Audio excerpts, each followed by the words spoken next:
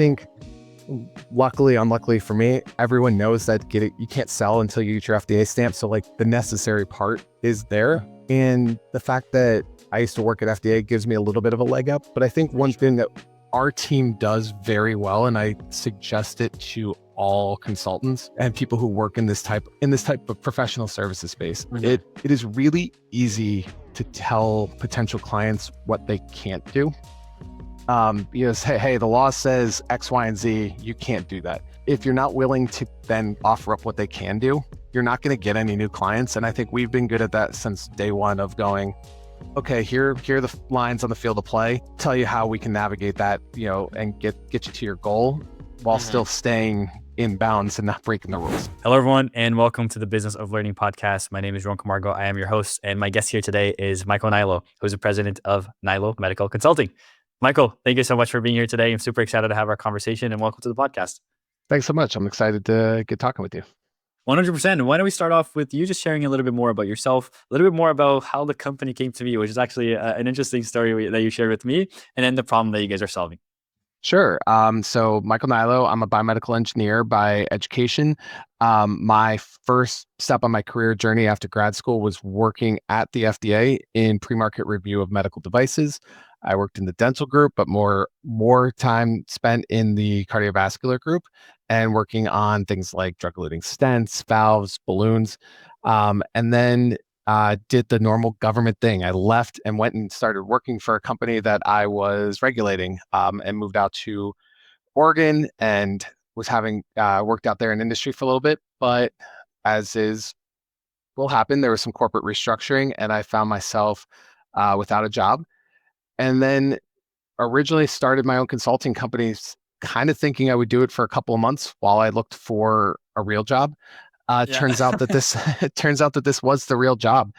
So that was in November of 2016. So we're coming up on 9 years now, Awesome, which is great. And, turns out people were willing to pay me, about my knowledge of how to go through the FDA process. And over the last 9 years, we've really grown. We continue to help companies with all of the things that are necessary to put together to get their medical devices through the FDA, whether it's regulatory, quality, clinical, product development, risk analysis, and beyond. Just that's what we're focused on, and we really try to help companies out. Amazing. Good stuff. Thank you so much for sharing that. Yeah, it turns out that the real job was right in front of you the entire time, which is pretty awesome. I always love hearing stories like that where it's like, oh yeah, I'll just figure the side hustle out. And it turns out to being really, really awesome. And of course, scaling to where you guys are at now today, and it'll go further beyond, I'm sure of it. So thank you for sharing that. I would love to understand a little bit more about not the intricacies of everything that you guys do, because we could probably be here for a couple of hours, but talk to me about when these clients are coming through and really asking for you guys' help. What are some of the things that you really that you guys simplify for them so that they make that process on their side much, much easier as well? Yeah, absolutely. So our typical clients are coming to us when they have a new product. New product development is where we really make our bones and things. And we usually start with clients where we do a preliminary regulatory strategy. What types of information? How are you going to do your testing? Do you need clinical? What's the regulatory pathway? Is this class 2? Is it a class 3 medical device? And so we build out that strategy, we build out the plan, and then we really like to be flexible. We're small enough to do that. There's no minimum client that we can do. Some clients only want or only have the time, the budget for that strategy, and then they go off and execute. Other clients, we become their fractional quality department, their fractional regulatory department, or we run their clinical trial for them. And so that really is, we have the capability to do all of it, but we also are just available to be advisors if that's all the company really wants. But typically we engage pretty early in the process. We're open. We've jumped in later. We've reviewed things too, but ideally we kind of jump in right at that strategy build stage, and then we can help execute throughout the whole process. Very, very interesting.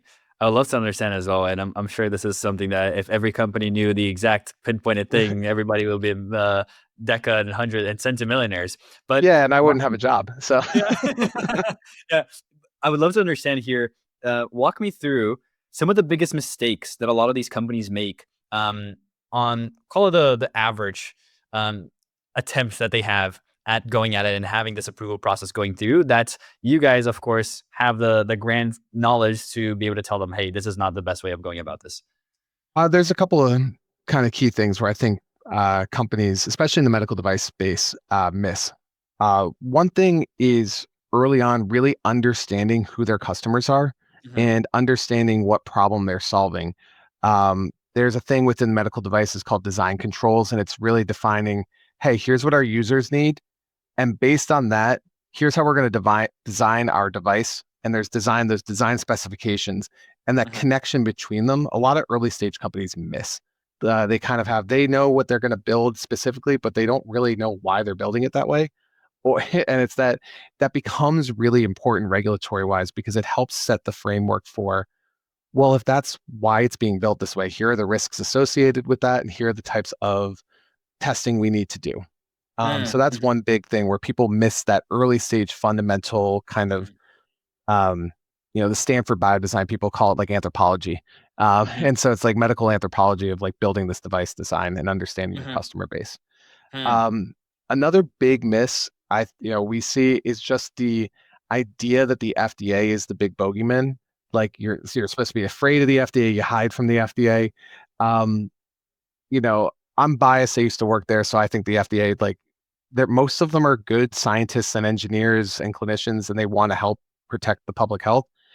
They can be extremely frustrating. I'm not going to pretend Hmm. that they're not. It's Yeah, not. yeah, It's not yeah, yeah. sunshine and rainbows every time, Uh-huh.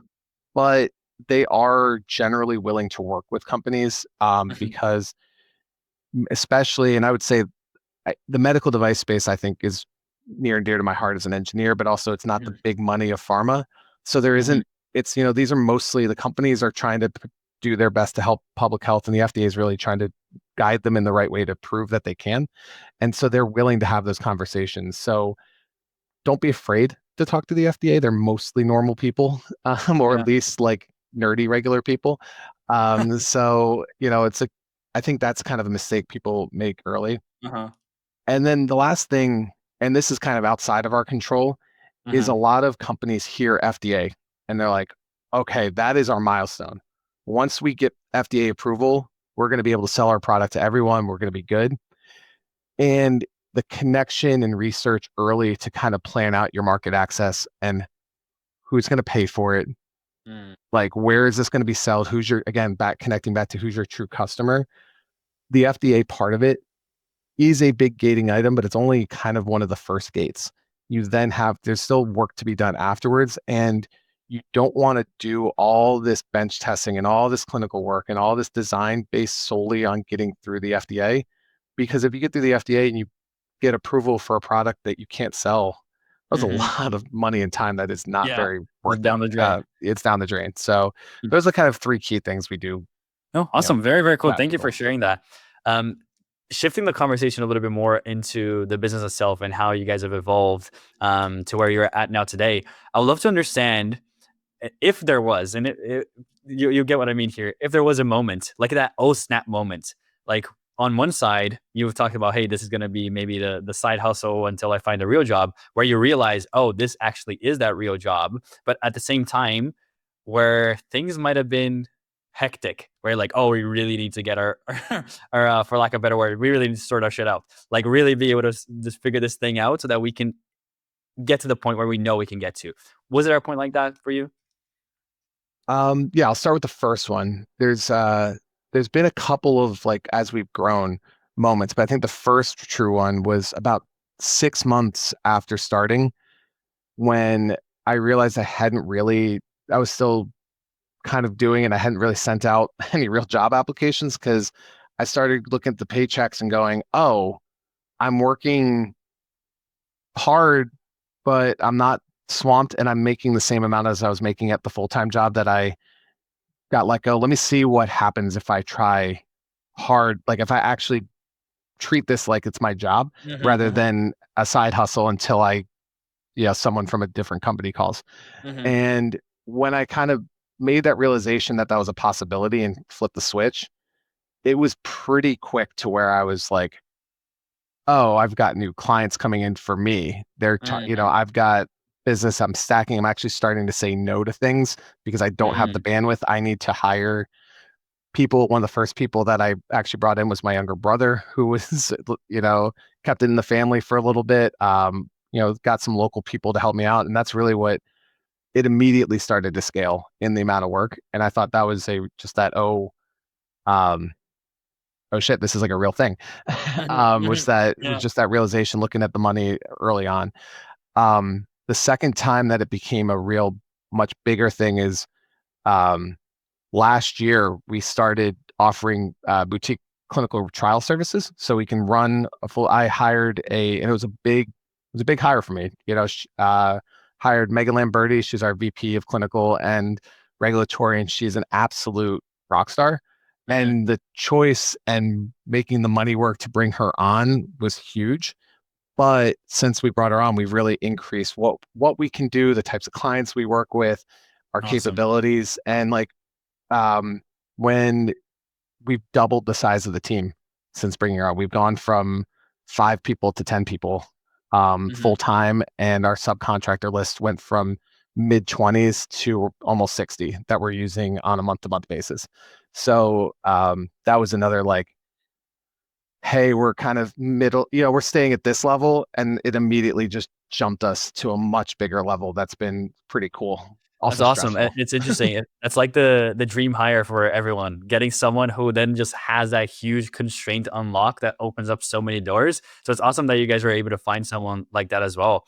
But Go I ahead. will say, on that, it was both the finding the person, but also kind of as the entrepreneur and as the owner, like taking the big swing of good people cost money because they're good Yeah. for a reason. They Big should bucks. Yeah. be, and it's a big swing to go, yeah, I can support this. We can, this team can work with this on there. And then also having someone like Megan that had the trust in me to like keep it going and keep building up and bringing in the clients that can help. So Hmm. it was cool. Awesome. Yeah, it goes both ways, and the commitment is can be scary, but when it works out like it did for you, then the massive growth comes on the back end as a result and as a reward. So that's pretty awesome too. I'm wondering too, when you're having those initial conversations with possible prospects and clients, and just discussing what's possible, what's not possible, if it's a fit for them. You said the word sunshines and rainbows before. And whenever I hear Yeah. that word, I always remember a question that I like to ask here, because from the outside looking in, businesses can look like sunshines and rainbows. But when we are on the inside as the leaders, we know that there's many obstacles and hurdles and challenges that we're going through. So I'd love to hear from you. What are some of those challenges when initiating those conversations or when having those conversations? Some of the patterns that I often hear are, hey, really just educating them on how this is valuable for them, the ROI that they can get. Sometimes it's having just creating those initial conversations in the first place. Sometimes it's the back end, it's the red tapes that exist. So talk me through some of those things that you guys go through as well. Yeah, well, one current stressor, and this is kind of as business grows, small business, you start getting bigger projects and bigger clients, but that also means you're running a little bit further out over your skis, in terms of, before we might be like, okay, we're trusting that this client is doing $10,000 worth a month, and if they run out of money, we're out a little bit of $10,000. Hmm. Now we're working with clients that we're doing $250,000 worth of business a month. And if, we're still working in a small, volatile medical device space, it's same as if you're working with a restaurant. They could, if it's not going well, they could run Mm. out of money like that, right? Yeah, yeah, You look at even airlines here. I'm here in Pittsburgh a couple of years ago. Wow, Airlines just left people in Iceland because they went out of money. yeah. It That's happens. crazy. It happens. And so that's like a big challenge to how do you build the business and safeguard yourself on that I'm still kind of learning right now, right? As Hmm. we've gotten bigger. Hmm. One thing that we also, but you kind of mentioned, how do you convince the clients that this is necessary? I think, luckily, unluckily for me, everyone knows that you can't sell until you get your FDA stamp. So like the necessary part is Uh-huh. there.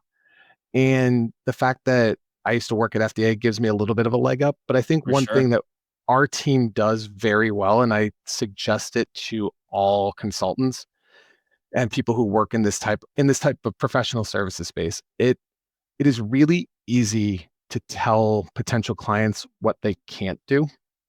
Because hey, the law says X, Y, and Z, you can't do that. If you're not willing to then offer up what they can do, you're not going to get any new clients. And I think we've been good at that since day one of going, okay, here are the lines on the field of play. We'll tell you how we can navigate that, and get you to your goal while Mm-hmm. still staying in bounds and not breaking the rules. Yeah. Yeah. It's not just bringing the problem with no solution, it's problem and Right. an alternative to then go through with that. That's super, super key. Great that you highlighted that as well. How do they usually find out about you? Because of course there's the network that I'm sure you might have from all these years working in the FDA and people that you know. How does that initial conversation usually come about? Um, Initially, it's not a super competitive space. So initially it was all word of mouth. And honestly, for years it's been word of mouth. Over the last year, we've also increased our presence on LinkedIn, kind of doing posts and getting out there. I Hmm. doing, honestly, things like this. We'll do podcasts, Hmm. some conference talks, but not, we're not road warriors. We're pretty busy with our clients, and our clients have been happy with us. And like I said, it's a small space, and a lot of medical device companies come out of the same like incubators, or they're Hmm. in Hmm. Boston and Minneapolis, and so they just tell their friends. Mm. So that's really been where our core business has been word of mouth from the jump, and it continues Interesting. to be. Yeah, it continues to be that way. Yeah, and interesting. So that from that organic side, of course, word of mouth referrals, people telling more people that we Mhm. know how powerful that exponential growth can be. You guys haven't implemented anything else, something like online strategies and all those things, or that's the only thing that's actually the source for new opportunities. We actually brought on a part-time kind of marketing director um, just in the spring, and they've been able to really help.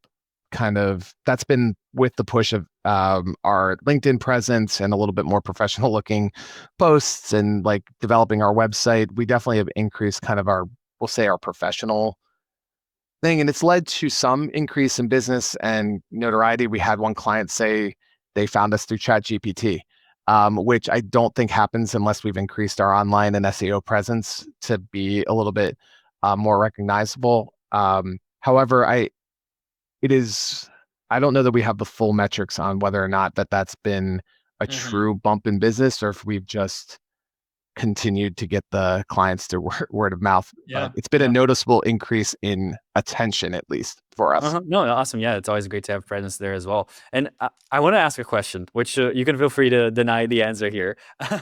But it seems to me that for the structure that you guys are operating in, oftentimes we hear consultants are per hour for advisory, and I think that's always normal. It's an industry standard. It seems to me that you guys actually do some per project work, and correct me if I'm wrong here, or if you guys only do per hour as well. I'm just wondering how you guys are actually also navigating these because they're so much more unique than the usual consultant that just talks to people and helps them through. Like it seems like you guys are actually really, really immersed into helping them throughout the entire process. So if you're open to sharing that, great. If not, then totally cool as well.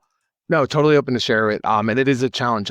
We typically do bill for time and material, so on that hourly type, because it is very common, especially if we're hitting companies early, Hmm. that they don't know, and we don't know how good they are at their job yet.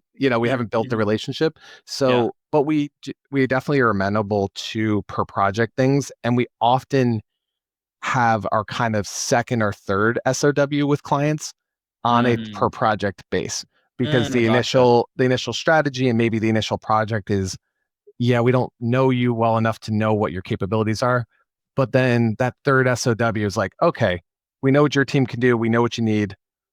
Here's the price to get to the next milestone, and we can build it out that way. Very, very Um, cool. Yeah. and we are learning a little bit more on the big Hmm. companies, on those big ticket items, the clinical trial side, that the milestone aspect might work better because you aren't as far out over your skis a little bit Hmm. in terms of like when invoices come in and how you're paid and things like that. Hmm. Hmm. We are, it's again, this has been an organic growth kind of thing, and none of us on the team are, come from, serial entrepreneurship. This is my first go at it, so we're learning as we go too.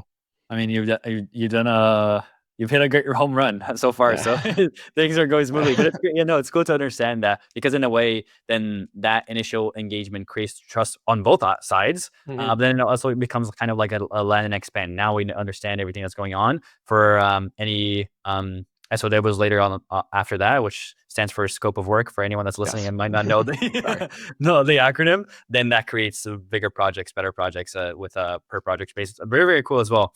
I also wanted to ask here two final questions for you. Yeah, that's fine. One is a question that I've asked almost everybody on the podcast, and then we'll go on to my final question.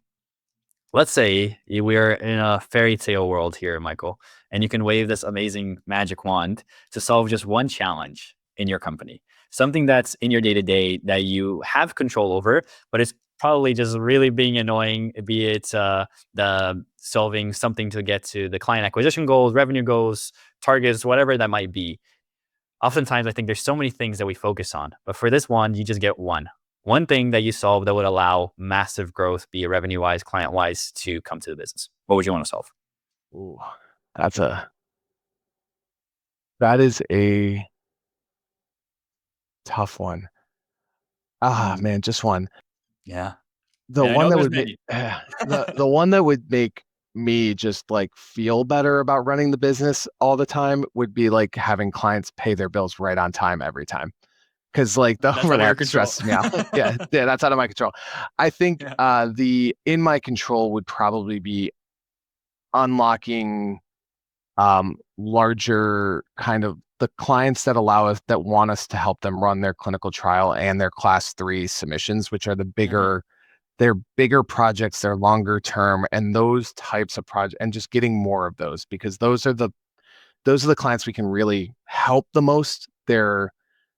We can get involved the most. We're there more mhm, consistently. We build mhm, their product from that back of the cocktail napkin the whole way through. So like getting access to them and helping mhm. them the whole way through is kind of would probably be and convincing them to go with us as a small boutique kind of thing versus going with a larger, you know, you know, not quite the Deloittes of the world, but there are bigger names Sure, sure, sure. in Yeah. this industry, Mm, and yeah. convincing them to go with us rather than those guys. So I think that would be something that would really unlock, if Mhm. we had better access to them and more, just people jump on board because it has been word on mouth. So as soon as more people do, it kind of has always triggered future of that too. For So sure. Yeah, no, it's really awesome. And it sounds, and correct me if I'm wrong, guys, I want to make sure I understand that correctly as well. It's just having that predictability, but also creating the awareness to the larger businesses. And then once you have that connection, you make like they know about you, you know about them, then you're like, okay, here's why, educating them through the process that this is actually something that's valuable. And you're the guys to go to as opposed to all the other companies that you mentioned as well. So it's just that positive cycle of awareness, connection, and then educating them on that process for those larger deals too. exactly, and then that kind of get building that trust that the scrappy group over here can do what they need us to do and probably in a better way than a bigger group. We can do it faster, cheaper, better Yeah. quality And than maybe they aren't just another the number. big. Yeah. Yeah, exactly. Amazing. No, awesome. Good So, stuff. Love that answer. Love that answer. And I yeah, have my final question here for you, Michael, absolutely. which is actually not a question from me. It's a question from our last guest to you, and they had absolutely no idea who you were. Okay. So here's the question. You ready for it? What about your company makes it the best place to work in your industry? What about my company makes it the best place to work? Um, the people that work with us. Honestly, we have a really good team. We actually got together as a team for the first time all together last week. Oh, There's a nice. conference. There was a conference, so it was the first time, and we had a great time. So I think day to day working uh, with us is just I think a really positive work environment. Mhm. And I think that's what sets us apart from working for a different consulting group in the same Amazing. space. So, Phenomenal. Ladies and gentlemen, Michael Nilo, thank you so much for your time. I really appreciate you. This has been super, super awesome. Where should people go if they want to learn a little bit more about yourself and, of course, also a little bit more about the company? um, find me on LinkedIn or www.nilomedicalconsulting.com. Amazing. I will leave as many links as I can down below here Yeah, for Michael and appreciate the it. Thank company. you. So yeah, if you want to check that out, and it'll be all down below here. And if you enjoyed this conversation, you want to hear more conversations like this, please also hit the subscribe button, and I will see you on the next episode. Michael, thanks again for your time. Thank you. Thank you.